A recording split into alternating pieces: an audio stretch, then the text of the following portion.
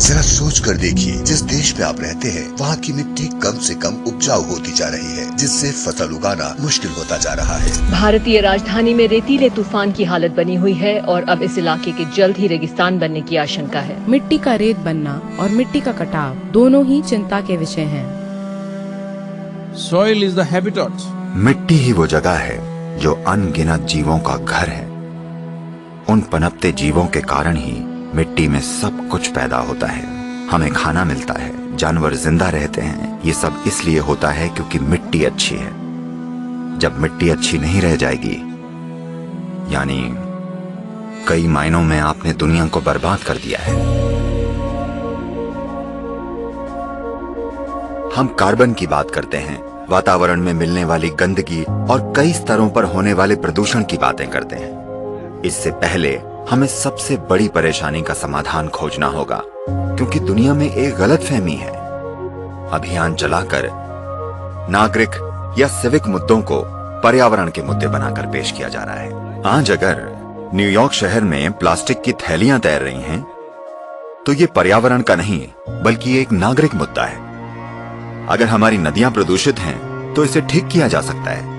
1 या 2 सालों में अगर इसे साफ करने वाले जरूरी प्लांट्स लगाए जाएं और कानून लागू किए जाएं, तो ये नागरिक मुद्दे हैं जिन्हें कानून लागू करके और जागरूकता के साथ ठीक किया जा सकता है।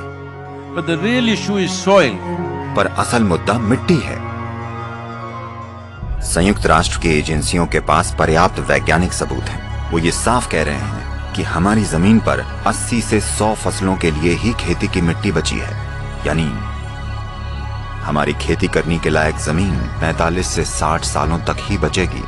वो इसे मिट्टी का विनाश या अंत कह रहे हैं। आपने डायनासोर या डोडो के विनाश के बारे में सुना होगा, पर अब हम मिट्टी के विनाश की बातें कर रहे हैं। असली समस्या मिट्टी का गायब होना है, क्योंकि पिछले 30 सालों में 80% बायोमास कीड़े धरती से गायब हो गए हैं। 80%। ये आत्महत्या है। ये वाकई आत्महत्या है। तो 45 या 50 साल के बाद धरती पर भोजन का गंभीर संकट होगा। ये होना ही है। जब भोजन का संकट आएगा, तो जिसके पास सबसे बड़ी बंदूकें होंगी वो आकर भोजन ले जाएगा। और दुनिया भर में लोगों के लिए हम जो दुख और दर्द पैदा करेंगे, उसकी कल्पना करना भी मुश्किल है। यह मत सोचिएगा कि सिर्फ गरीब मरेंगे, वो अमीरों को मारेंगे और अमीर मरेंगे। तो मैं चिंता पैदा करने की कोशिश नहीं कर रहा हूं। ये एक सच्चाई है जो हमारे इतिहास में कई बार हुई है, और एक बार फिर दुनिया के मुख्य वैज्ञानिक इसकी भविष्यवाणी कर रहे हैं। तो हम इसका क्या करने वाले हैं?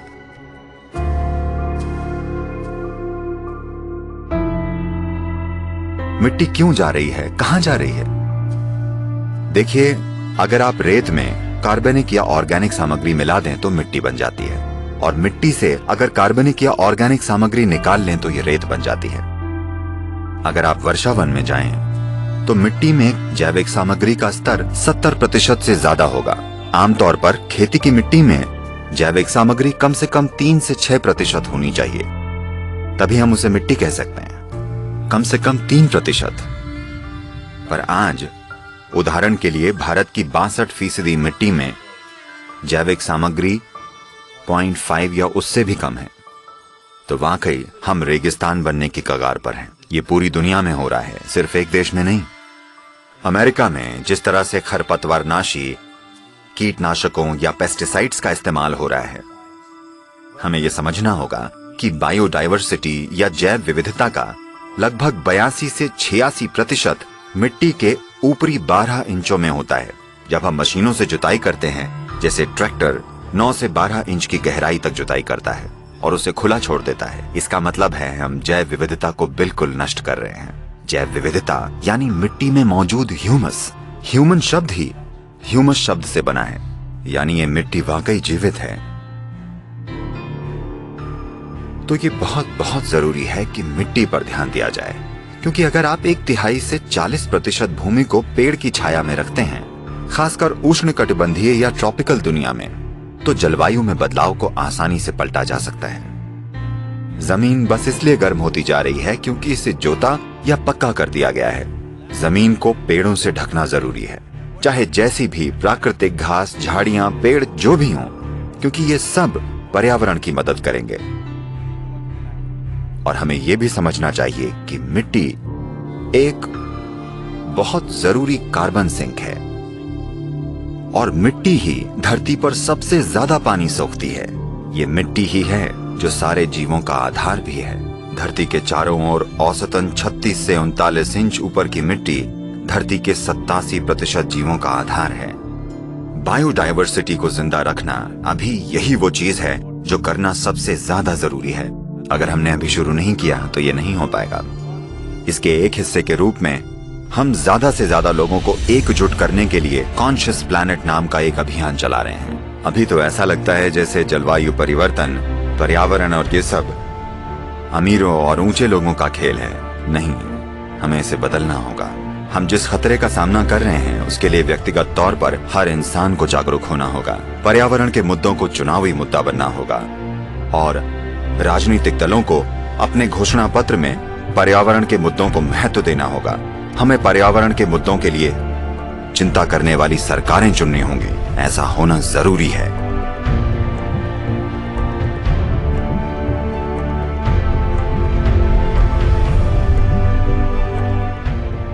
तो हम ये देख रहे हैं कि 192 देशों के लिए नीतिगत सिफारिश कैसे लाई जाए। ये रैली 21 मार्च को शुरू होगी, जो लंदन में इक्विनॉक्स यानी दिन और रात के बराबर होने का दिन है। और लंदन से एक अकेली मोटरसाइकिल 30,000 किलोमीटर की सवारी करते हुए 24 देशों से गुजरते हुए कावेरी बेसिन तक पहुंचेगी, जहां हम जमीनी काम कर रहे हैं।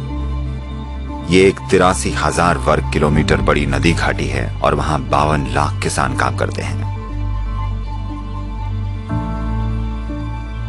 हमारा ये शरीर भी मिट्टी ही है। मिट्टी के समृद्ध और अच्छे हुए बिना ये शरीर और दूसरे जीव अच्छे से नहीं जी सकते। तो बात अगर पर्यावरण की है और जलवायु की है, सबसे जरूरी ये है कि हम कैसे अपनी मिट्टी को मैनेज करें, इसका कायाकल्प कैसे करें। हमें चाहिए कि हम इसे फिर से पहले जैसा बनाने के लिए जागरूकता लाएं। ये जागरूक दृष्टिकोण और जागरूक धरती बनाना सबसे ज्यादा जरूरी है। और बहुत बड़े पैमाने पर लोगों को शामिल किए बिना ये एक सच्चाई नहीं बन पाएगा, क्योंकि हम एक लोकतांत्रिक देश हैं। ऐसा सिर्फ तभी होगा जब लोग ये कहेंगे कि यही वो चाहते हैं। तो आइए एक जागरूक धरती बनाएं। आइए इसे कर दिखाएं।